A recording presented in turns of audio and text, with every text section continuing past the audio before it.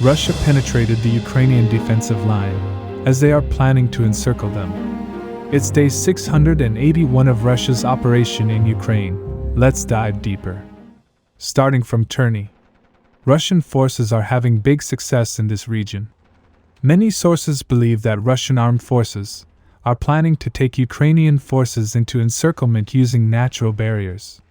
For this, they only have to advance to Novosadova, because they are already very close on the other hand.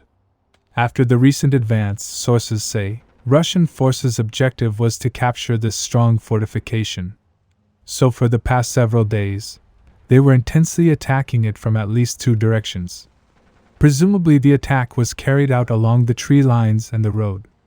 As a result, Russian forces were successful. They were able to penetrate the Ukrainian defensive line up to 4 kilometers, and took this big area under their control. If we zoom out, we can see that after the recent advance, Russian armed forces have nearly doubled this bridgehead. Russian sources say more advances from this region are expected. Now moving to Pervomizhzhia. As I have reported multiple times in my previous videos, Russian forces have been striking this village with very intense artillery, and have also reported about Russian attacks. However, up until now, they were not able to find much success, as the Ukrainian garrison was strong. But recently there was a turn of events. Reports say Russian forces increased their pressure from this area. They wanted to cut Ukrainian forces' rear and take them into encirclement. Yesterday, Russian sources reported that their forces were able to capture this whole area, as Ukrainian forces withdrew. If you remember, the video I showed you of surrendered Ukrainians in the last report is rumored to be from here. However, many sources say Ukrainian forces still hold the areas, but have started evacuation. Until we have visual proof, we will consider it under Ukrainian control. It is well known that, as Ukraine lacks manpower and equipment, they are in critical situation in several areas. Because of this, there has been some internal fights in the Ukrainian government. Today's sources reported that Commander-in-Chief Zelensky wants Ukrainian authority to mobilize around 500,000 to defend against Russia. But many officials believe that mobilizing that many could create internal problems.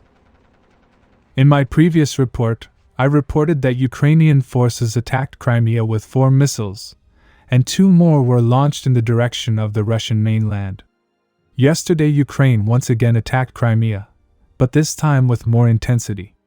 Report says 6 Ukrainian fighters took off from 3 different airfields, equipped with cruise missiles and decoys. From around Mykolaiv, they launched around 10 missiles towards Crimea. Majority of the missiles were moving towards Sevastopol. Russian sources reported that apart from 2 missiles, they were able to destroy all of them. However, this does not end here. Around midnight local time, Ukraine launched a massive drone attack. Report says 3 groups with a total of around 36 drones were launched. From the flight path, it was assumed that their targets were Saki airfields and Sevastopol area. However, Russian air defenses were able to detect them and shoot them down. Many Russian sources are expecting a major attack on Russian positions, as they believe these strikes were done in order to reveal Russian air defenses. Subscribe for more frontline updates. Let me know your thoughts in the comments down below.